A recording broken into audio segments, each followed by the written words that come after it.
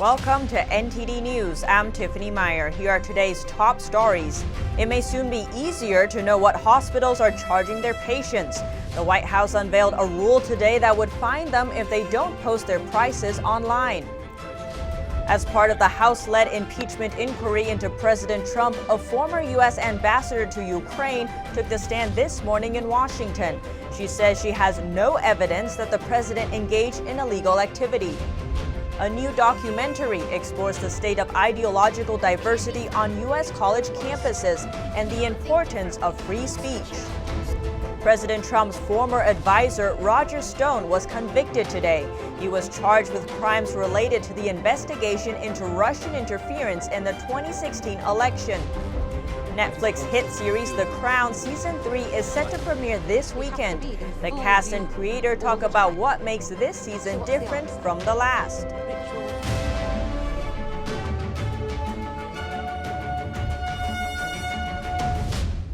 You may soon know a bit more about what your medical care costs. That's because of a finalized rule requiring hospitals to disclose their prices. Starting in 2021, hospitals will have to put their prices online. Hospitals will soon be required to publish the price of everything from individual medical supplies to the total cost of common procedures.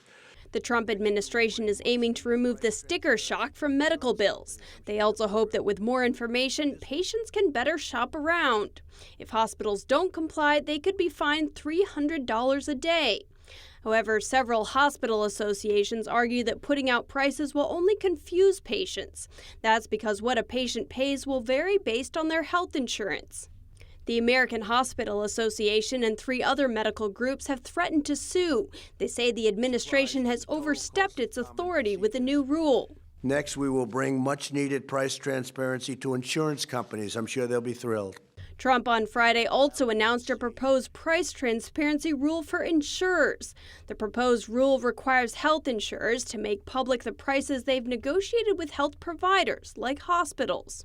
Insurers would also be required to make it easy for enrollees to calculate their out-of-pocket costs.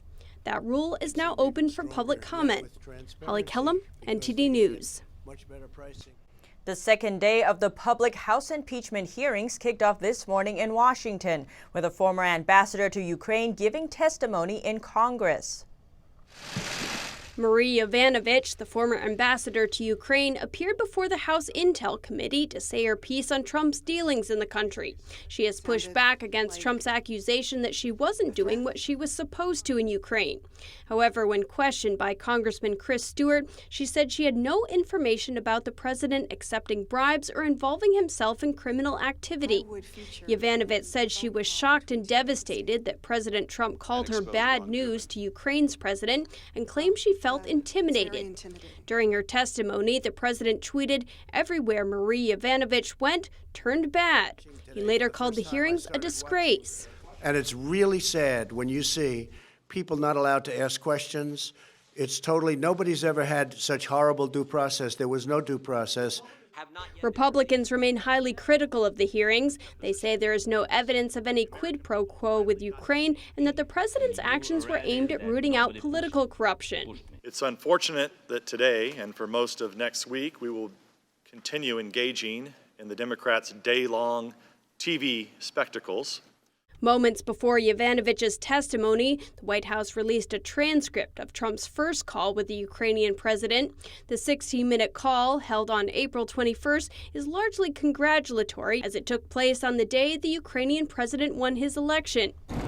Amid the open-door hearing, Counselor for Political Affairs at the U.S. Embassy in Ukraine, David Holmes, arrived on Capitol Hill for a closed-door testimony. In Los Angeles, a Republican is running against Congressman Adam Schiff, the chairman of the House Intelligence Committee. And then they're told in Warsaw by While Congress is busy with the impeachment hearing, a Republican is running to swipe the congressional district from a Democrat leading the inquiry against the president. Eric Early from Los Angeles is running for District 28. Totally crazy stuff. This is what's growing. LA leaders endorsed him Thursday morning at Glendale City Hall, and he's not happy with the impeachment inquiry. Donald Trump, I read the phone transcript. If you can impeach a president for that conversation, no president will ever be safe. And oh, by the way, no president we ever had would have been safe from impeachment. Even though he thinks Trump will never be impeached, he says Schiff is neglecting his constituents by focusing on the president. We've got drug abuse, we've got taxes on the rise, we've got crime on the rise, we've got infrastructure problems, affordable housing problems. We need a congressman who actually cares about this district and also cares about our country. Early is a lawyer and ran for California Attorney General in 2018. The former Los Angeles County Supervisor, Mike Antonovich, echoed Early. It's a real pleasure to be here to support Eric to run for Congress. We have many issues right now before us. We have a trade agreement between Mexico and Canada that Congress is not passing because they're involved with an impeachment hearing. But this may prove to be a challenge for Early, considering that Schiff won the 28th district against a Republican by nearly 80% of the vote. Reporting by Annie Wang and Miguel Moreno, NTD News, California. A jury today convicted U.S. President Trump's former advisor, Roger Stone. He was found guilty on 7 criminal counts, including lying to Congress, obstruction, and witness tampering. The verdict comes not only as a blow to Stone, but may serve as another handhold for Democrats pushing the impeachment inquiry against President Trump. The 67-year-old veteran Republican political operative stands as a self-described dirty trickster and agent provocateur. The trial stemmed from investigations of Russian interference into the 2016 U.S. election. He was also charged earlier this year with obstructing justice, witness tampering, and lying to the House Intelligence Committee. Trump tweeted within minutes of the announcement of the verdict, saying that the decision was a double standard like never seen before in the history of our country. Police arrested the leader of a street gang in the Chicago area yesterday for allegedly attempting to provide financial support for ISIS. According to a criminal complaint, James Brown provided $500 in cash on 3 separate occasions to help an ISIS soldier engage in active combat in Syria. But unknown to Brown, he was actually providing the money to an undercover agent. The supposed ISIS fighter was also an undercover law enforcement officer. The complaint also alleges that Brown is the leader of the AHK street gang, which trafficked various narcotics in the Chicago area, including fentanyl, heroin, and cocaine. Police also arrested several AHK gang members for drug possession. And next up, how free are people to speak on American campuses? How accepting are students of different ideas? To answer these questions, an atheist comedian teamed up with a Jewish conservative personality to find out. You have the right to remain silent.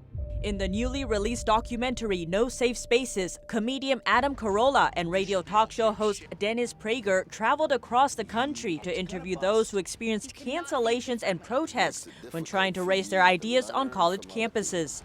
That includes the famous Bret Weinstein news, when the biology professor was forced to quit for opposing a race-based campus event. Bret is no conservative, by the way. Right.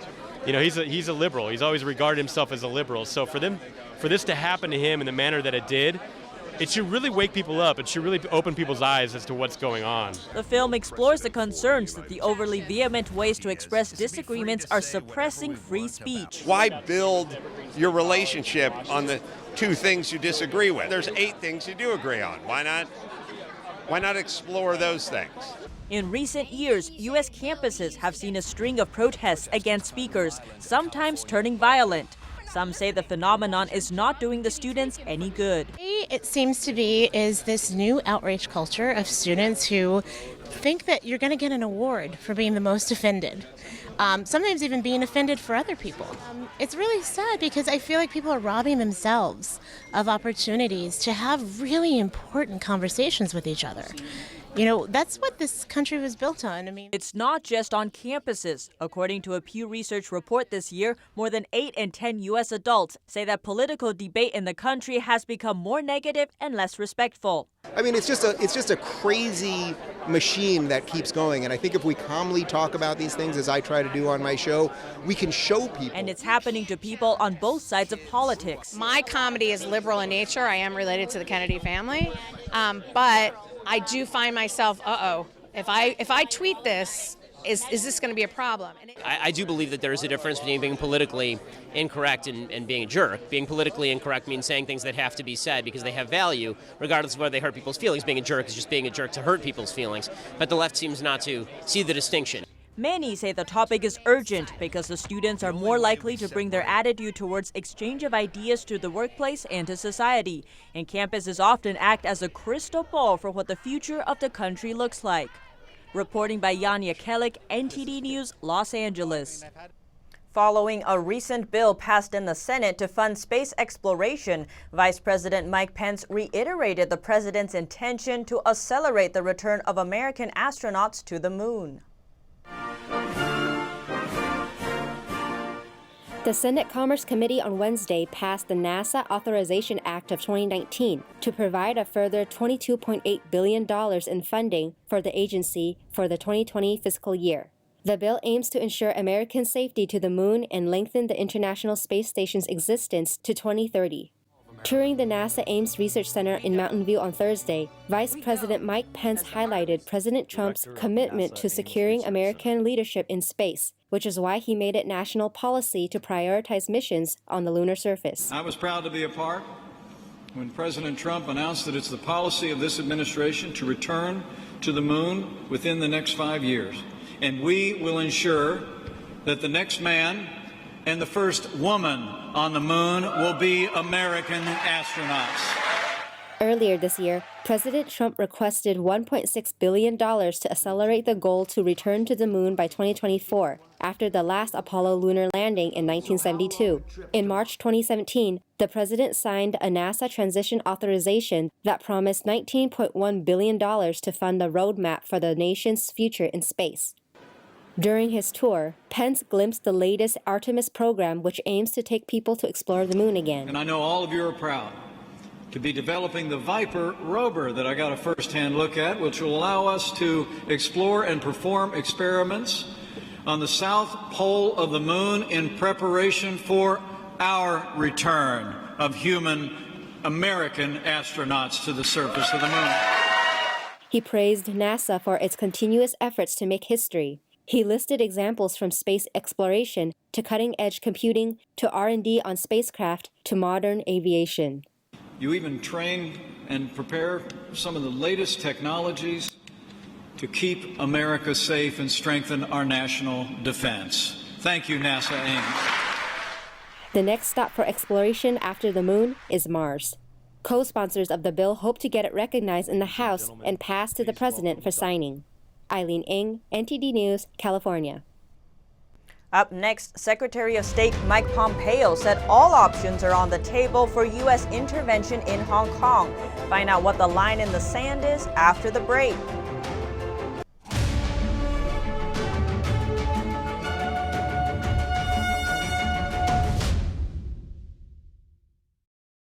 When you look at TV networks in America, a soundbite and fight-it-out culture prevails on news and commentary programs. As a Canadian, I'm fascinated with America, and I wanted to offer American thought leaders an opportunity to share their thoughts in a deep dive format, where we can explore their ideas together. And so American Thought Leaders was born. The world's most brilliant thinkers believed that open discourse was the key to greatness. However, all around the world, we see that discourse is being stifled, and political agendas have subverted media. The Epoch Times launched its Global Thought Leaders program to bring back this great tradition of free thought. As the host of American Thought Leaders, every week I interview some of the most intriguing minds on the most pressing issues of our time. Be sure to check out our new episodes every week.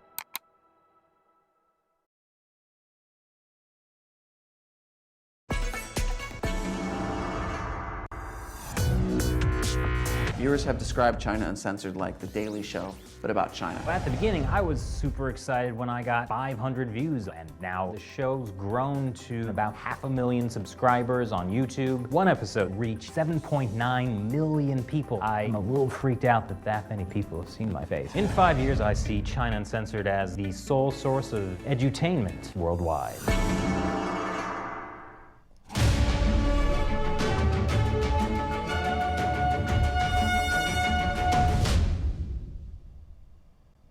Secretary of State Mike Pompeo signaled the Trump administration is tilting yet again toward a harder line on trade with China during a speech in Houston today. Pompeo took Beijing to task on a range of issues, from theft of intellectual property to subsidization of state-owned enterprises.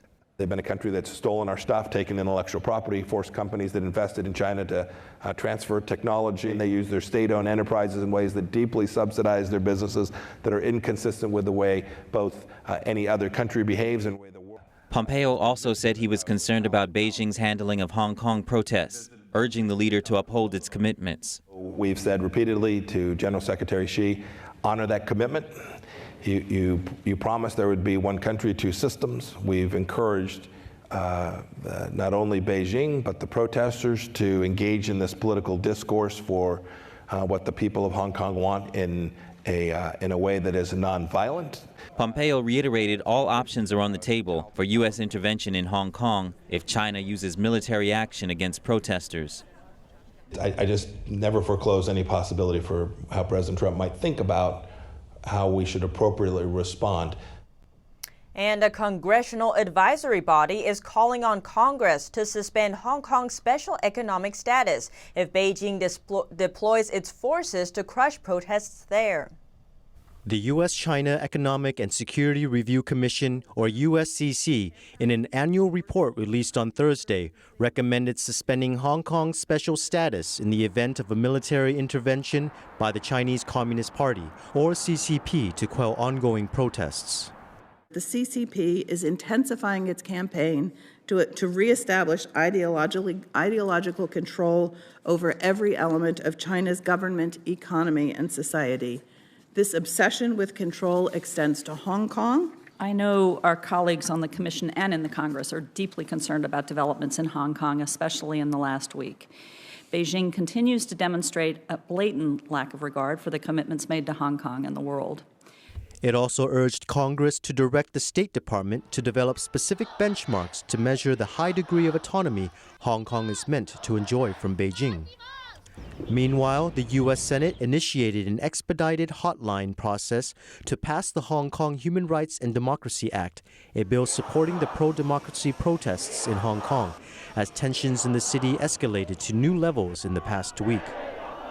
Senator Marco Rubio said in tweets that it could pass as early as next Monday.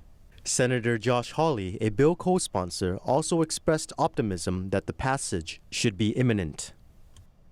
Tension was lifted, at least temporarily today, as Hong Kong protesters who had been camped at one of the city's largest universities began leaving. The university became the epicenter of the protests. NTD's Paul Graney is in Hong Kong. The police did not respond to the protesters' demands to release the arrested protesters by Friday. As a result, protesters blocked the highway that they had unblocked earlier in the day, and the police came back. However, they left several hours later. After 4 days of occupation, a large percentage of protesters left the Chinese University of Hong Kong. The campus became their central base after a police offensive on Tuesday night. We have people cooking, we have people washing dishes, we have people being first aiders. Many inside had been preparing for another offensive by police on Friday. However, that didn't happen until late in the evening. They're very tired because a lot of them have not been sleeping for maybe 20 hours, 30 hours. In a surprise move, before the exodus, the protesters reopened part of the highway they had strategically blocked days earlier. Some were disappointed with the decision. They felt the police wouldn't concede anything in return. Both sides of the highway were partially opened here at 6 a.m. Friday morning on condition that all protesters who were arrested here on Tuesday night be released within 24 hours. On Thursday, Chinese Communist Party, or CCP, leader Xi Jinping spoke about the protests, only the second time he's done so publicly. He encouraged police to take forceful actions in enforcing the law. Meanwhile, protesters reiterated that influence by Beijing is exactly what they are fighting. We know that Hong Kong is a place of freedom and we love freedom of speech. And if we say anything about CCP, if the extradition law bill is passed, then maybe we will be in danger. Paul Graney, NTD News, Hong Kong. Up next, Twitter lays out its plan for banning political ads. CEO Jack Dorsey says politicians' reach should be earned, not bought. The ban comes as 2020 presidential candidates seek more exposure. More on the specifics of the ban when we return.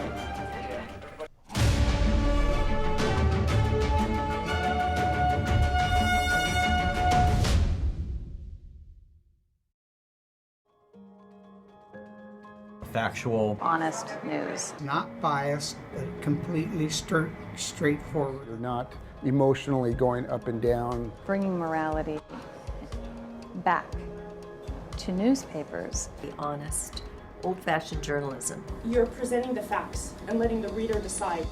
The Epoch Times is a fearlessly independent news media that publishes in 35 countries and 21 languages. Truth and tradition is our motto. Founded as an antidote to communist propaganda, today we're quickly becoming a household name across America. Our subscribers thank us for our relentless and unbiased coverage. I've been part of the Epoch Times for nearly a decade because I've seen there's no other major media outlet in the world as devoted to real journalism. The Epoch Times has never had any corporate or political agenda. We only serve our readers, and we'll stay that way, no matter what. We connected the dots around Spygate, the Obama administration's elaborate efforts against Trump's 2016 campaign. We often break news months ahead of other media on topics such as Chinese espionage, cyber warfare, subversion in America, and more. But our authoritative reporting didn't only just begin. We are tried and true. Our paper was born out of the need to respond to a human rights catastrophe in China. It was enabled by the Communist Party's vicious and dishonest propaganda. We soon learned that Western media were picking up and amplifying the lies. The Epoch Times' truthful reporting exposed the Communist Party's lies for the Chinese people. But it also helped protect our Western audience. It disabused for them the lies in this propaganda. Our reporting has also helped uncover how communist ideas are taking root in our own country. The Epoch Times started as a small and unknown publication in one of the toughest media markets in the world. We have built it through hard work and trial and error. We were founded in the year 2000 in Atlanta, Georgia, by Chinese Americans who had fled communist China. Our independent reporting came at a price. Our staff members in China were jailed and tortured for their reporting, some for as long as 10 years. Because our founders believed in truthfulness, compassion, and tolerance, the principles of the spiritual practice fallen gone. They felt such sacrifices were worth it to ensure for the world an independent, honest media, one that would report on the most pressing issues of our time. As many major media are losing people's trust and declining further every day, the fastest growing newspaper in America delivers truth and tradition. Look us up today.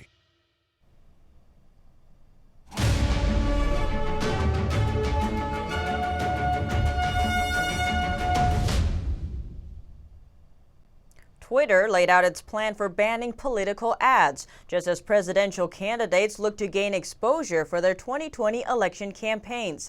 The ban also restricts ads that advocate for certain causes. Twitter said last month that it would ban political advertising. It defines political content under its policy as anything that references, quote, a candidate, political party, elected or appointed government official, election, referendum, ballot measure, legislation, regulation, directive, or judicial outcome, unquote. Twitter chief executive Jack Dorsey said he feels political reach should not be something that can be purchased through ads. Rival Facebook, saying it did not want to stifle political speech, has steadfastly refused calls to follow Twitter's lead and said it would not vet political ads on its site. The ban is expected to take effect on November 22nd and includes ads from political candidates, political parties, or government officials themselves. Twitter said it will use a combination of automated technology and human teams to enforce the new ad policies. Today, astronauts began the first of a series of complicated spacewalks to repair the cooling system on a cosmic ray detector, known for the alpha magnetic spectrometer. NASA says it will take 4 or 5 spacewalks for Commander Luca Parmitano of the European Space Agency and NASA's Drew Morgan to replace the cooling system. The two astronauts spent more than 6 hours in space outside the International Space Station during the spacewalk. They used more than 20 unique tools that were designed specifically for this task. The astronauts must cut and splice 8 cooling tubes and connect them to the new system, while also reconnecting a complex mix of power and data cables. NASA said astronauts have never cut and reconnected fluid lines during a spacewalk. The alpha magnetic spectrometer collects and analyzes cosmic ray events and identifies antimatter. Up next, Netflix releases an insider's look at Season 3 of its hit series, The Crown. Stay tuned for scenes from the upcoming season, as well as commentary from the cast and creator.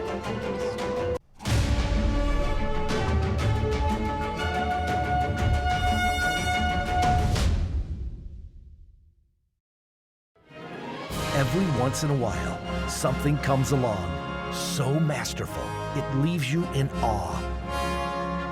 So inspiring, it changes your life. So beautiful, you wish it would never end. When that happens, it's something not to be missed. Shen Yun, an all-new production every year. The lasting beauty of traditional oil painting. Realistic style. Brilliant. Moving. Expressive. 2019 NTD Television International Competition for Figure Painting in Oil. Guided by truthfulness, kindness, and beauty. We invite you to join us on our journey back to traditional art. Gold Prize Award of $10,000. For more detail, please visit oilpainting.ntdtv.com.